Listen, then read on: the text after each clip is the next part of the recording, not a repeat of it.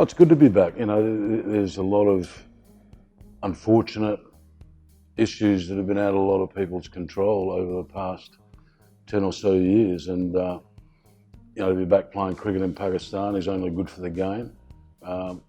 It's great for the people of Pakistan who follow cricket, and I think even more importantly, great for young kids to be able to see their players and players from other countries actually playing the game here, so that they get that vision and they want to move forward and play it themselves.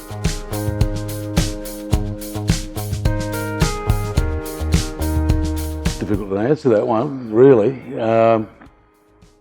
We always used to hope they didn't perform. I think touring overseas is always a challenge for any team when they visit a country. You know, Australia is on that foot when we come to the subcontinent and play. You know, things are different, environments are different, cultures are different, and you have to be very flexible and patient and adapt to those things.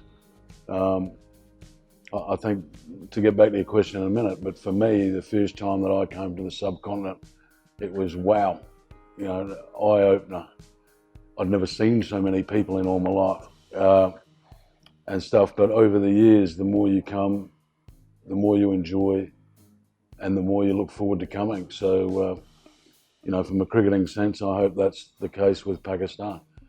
In Australia, we're a little bit different. The grounds are a lot bigger. The guys have to adapt to that. The pitches are obviously different.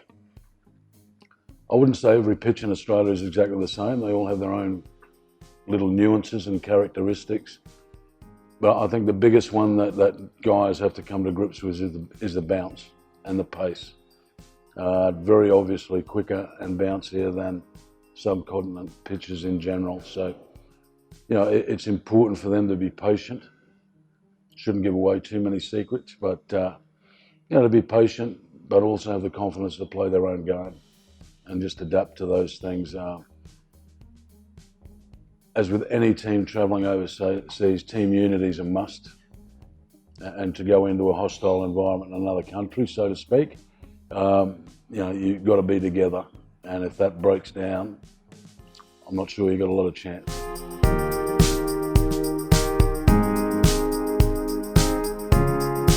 I didn't play a real lot against Abdul, just a few times.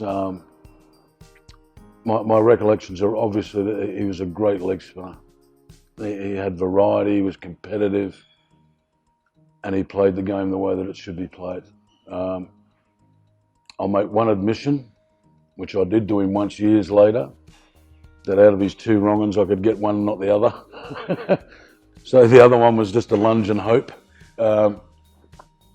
especially here in Pakistan. But you know, we got together years later at Ian Healy's benefit up in Brisbane, and we had a great time. He was a fantastic bloke, and it's very sad that he's left us at such a young age, really. But he made an enormous contribution, not only to Pakistan cricket, but to world cricket. You know, in some respects, during his time, spin bowling was a dying art. You know, and he kept interest in it throughout the world. And then thankfully, for Australia's sake, we had another one in Shane Warne that just installed a desire in young kids to want to become spin bowlers.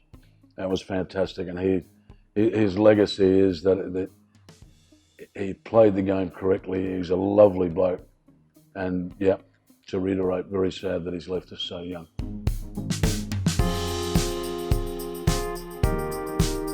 I don't think, you know, when you're playing, you don't sort of have individual mates, but in the era that we played at, it was wonderful that we all got together, at a minimum at the end of the match, and in a lot of cases at the end of every day, and had a chat.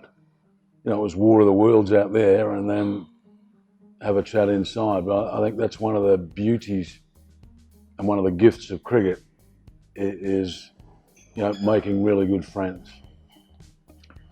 And I wouldn't say that with Pakistan's teams that I played against, they were one individual.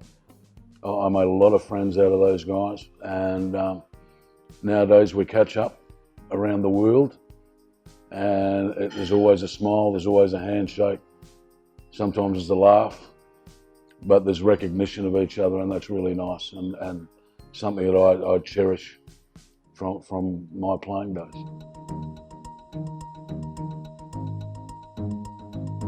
Very quick. Those 8 years have gone quickly. I've gone grey in that time, but I've really enjoyed it.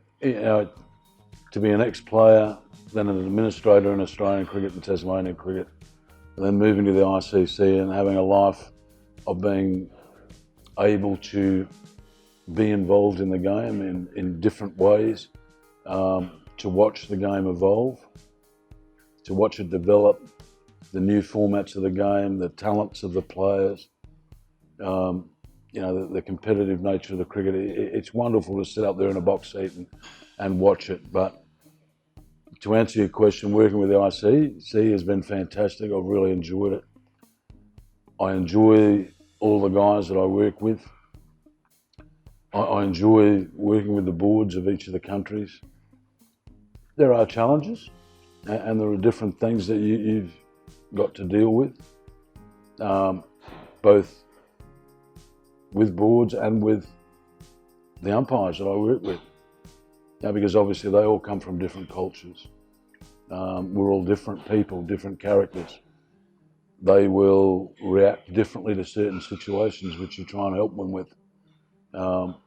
Sometimes we've got difficulty with understanding the English language, because I admire those guys where English is their second language, but essentially we ask that we do try and speak English everywhere so we all understand, being quite a common language.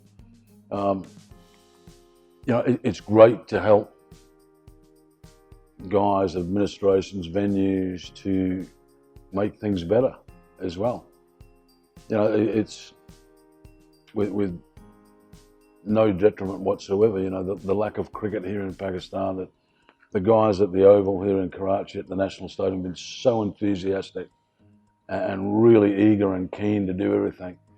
But through the lack of cricket, there are just little things that they need help with because they haven't had to do them for so long and very often.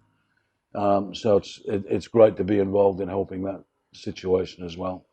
So challenges, yes. Enjoyment, yes.